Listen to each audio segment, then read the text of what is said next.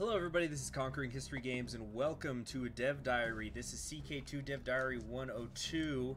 Let's get right to it. Hellenism is going to be playable as of Holy Fury, or I should say Holy Fury and Crusader Kings 2 is going to make Hellenism possible. Now there's a lot of information to go over here, so I'm going to try to get through it as quickly as possible. First off, Hellenism is not going to spawn at a specific time or place. It will only be possible to be revived under certain requirements. The first is the first thing that you need to know is that it is going to be a radical change, and there's going to be a lot of people who don't like it, and it's going to cause a civil war. And as you can see here, it is entirely possible that when you become Hellenic, you will become a lunatic as well.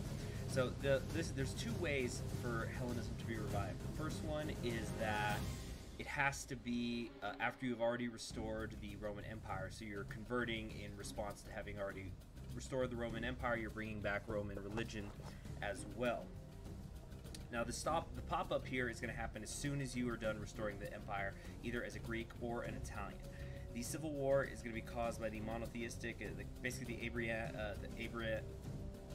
Abrahamic religions revolting against you, and this could turn into a potentially game over scenario. As you can see here, there's in the background on this screenshot, there's the revolt happening, and it could become a game over because if you are Hellenic and your heir is also a pagan, then it's going to be game over when you lose because there's nobody else to put in charge, basically.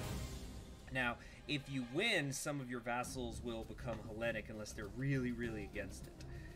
There's going to be some events that go along with this, so this seems to be one of them, Rome burning, which is going to make the Christian world like you less, but you also will gain piety, and it's going to lower the moral authority of the Catholic Church. It seems they have not determined actually how much it's going to lower the moral authority yet. I'm sure they're still balancing things out. There's going to be a lot of decisions for you to do, such as creating the Olympic champions, determining your zodiac sign, which I'm guessing is going to probably give you bonuses like some of the patron gods do and the other pagan religions. There's also a decision which can allow you to start a Roman Renaissance here.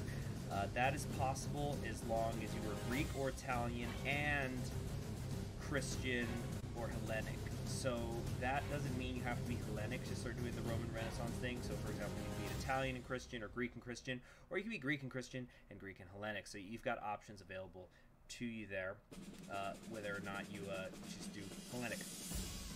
So this is going to be very useful for homogenizing the empire because the Dev Diary says that the Latin groups are going to switch over very easily, and everybody gets togas. So that's cool too. Now there's a second way besides restoring the Roman Empire to bring back Hellenism. Now, there's a few things that you have to do here. You have to be Christian, and actually it's where is it? I think it's down here. Yes. So you have to be Christian. You have to be either Greek or Italian. You have to have a capital in Southern Europe. And you have to control a Hellenic holy site, such as Athens. You also have to be either insane or a scholar. So, which sometimes that's a fine line, right? If you meet all of those requirements, you can then get access to this decision, delve into the classics, and you can secretly convert to Hellenism and start a Hellenic society, and from there you can begin to spread the religion if you want to and however you want to. Hellenism itself is going to be able to use the pagan reformation features, which was talked about in another Dev Diary. And if you reform Hellenism as a Greek, you will get access to the Greek names, which I think is right here. Wait, no, Jupiter, Neptune, Pluto. Never mind, it's not there. But that's what it says. Now there's a few features of Hellenism we're going to go over here. First off, it is monogamous, so that means no concubines. There will be no pagan subjugations, but you will have access to all the Roman and Byzantine events. You will also automatically have the haruspice and astrology doctrines. The unique mechanic that is available to Hellenism will be temple dedications. You can dedicate temple holdings in your realm to one of the 12 main deities of Hellenism, and doing so will give you a ruler temporary boosts, and it will give the province in question a permanent bonus, but that bonus will be inactive if their ruler is not Hellenic. And also for those of you who don't like some of these new things, maybe you're one of those people who don't like the plague, you don't like the Aztec invasion, the Hellenic religion being possibly reborn will be able to be turned on and off in the game rules if you don't want it. A couple of other things they said down here. Hellenism is given access to a few societies. Aside from immediate access to Hermetics, Hellenics can now form the Stoics, a monastic order, the Bacchantes, which is what we have up here, a Satanic Society, and the Olympic Champions, which I brought up earlier, a Warrior Lodge. Warrior Lodge is also talked about in another dev diary. Aside from their outlook, the Stoics and Bacchantes work exactly as their Christian counterparts, with the one exception being that the rank 4 county conversion power of the Stoics will convert a province culturally rather than religiously.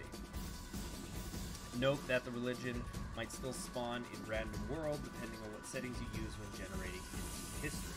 Okay, cool. So got that through that a lot faster than I thought I would.